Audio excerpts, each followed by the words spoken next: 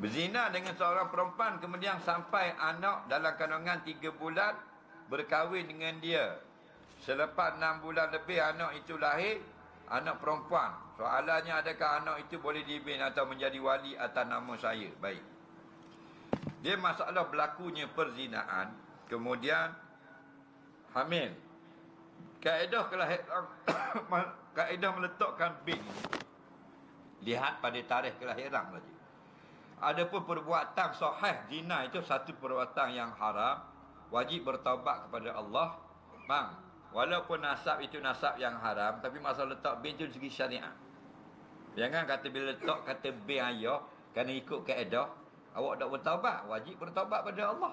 Faham? Pasal sabitnya anak itu daripada jalan 2 nikah. Jadi bila lahir anak itu 6 bulan dan ke atas daripada tarikh berlakunya perkahwinan, maka dibinkan kepada lelaki itu. Walaupun di sisi Allah wakilnya anak haram. Faham? Pasal yang tahu hanya Allah. Okey? Dan jika tak sampai 6 bulan lahir anak itu dari tarikh berkahwin, maka tidak dibinkan kepada suami perempuan itu. Faham tak?